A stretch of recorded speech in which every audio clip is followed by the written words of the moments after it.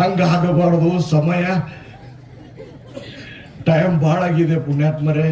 ಎಂತ ದೊಡ್ಡ ಮಾತು, ಎಂತ ಆಶೀರ್ವಾದ ನಿಮಗಾಗಿ ಪುಣ್ಯಾತ್ಮ ಬಸವರಾಜ ಸ್ವಾಮಿಗಳು.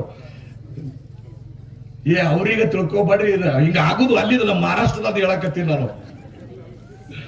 ನಿಮಗಾಗಿ ಬಸವರಾಜ ಸ್ವಾಮಿಗಳು ನಿಮಗಾಗಿ ಇಷ್ಟು ಪ್ರಯತ್ನ ಪಡಾಕತ್ತಾರ, ಇಷ್ಟು ಶ್ರಮ ಪಡಾಕತ್ತಾರ. ನಮ್ಮ ಅರಕೆರೆ ಮಠಕ್ಕೆ ಬಂದಿದ್ರು ಅವರು, ಬಸವರಾಜ ಸ್ವಾಮಿಗಳು ಬಂದಿದ್ರು, ಬಾಗೋಜಿ ಕೊಪ್ಪ ಅಜ್ಜಾರ ಬಂದಿದ್ರು, ಗೋಕಾಕ ಮಠದ ಪರಮ ಪೂಜ್ಯರು ಬಂದಿದ್ರು. ಎಷ್ಟು ಸಂತ ಮಹಾತ್ಮರು ಬರ್ತಾರೋ ಅಷ್ಟು ಖುಷಿ ಆಗುತ್ತಾ ಪುಣ್ಯಾತ್ಮರೇ ನಮಗೆ. ಯಾಕಪ್ಪ ಅಂತ ಕೇಳಿದ್ರೆ, ಜೀವಂತ ದೇವರ ಎಲ್ಲಿ ಆದ್ರೆ ಇದ್ರ ಜೀವಂತ ದೇವರು ಪುಣ್ಯಾತ್ಮರ ನೆನಪಿಟ್ಕೋಬೇಕು.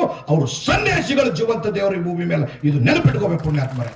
ಅದು ವ್ಯಕ್ತಿ ಅಲ್ಲ, ಅದು ಶಕ್ತಿ ಅಂತ ಅನ್ಕೋತೇನೆ ಮಹಾತ್ಮರು ಹೇಳ್ಕೊತ ಬಂದಾರ. ನಿಜವಾಗ್ಲೂ ಸುಳ್ಳಲ್ಲ ಪುಣ್ಯಾತ್ಮರೇ.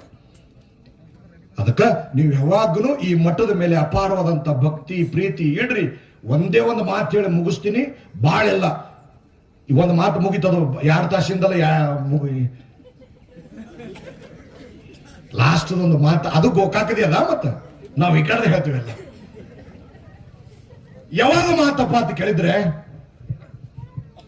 ಒಬ್ಬವ ಡಂಬರಾಟ ಆಡ್ಸಕತ್ತಿದ್ದ. ಡಂಬರಾಟ ಅಂದ್ರೆ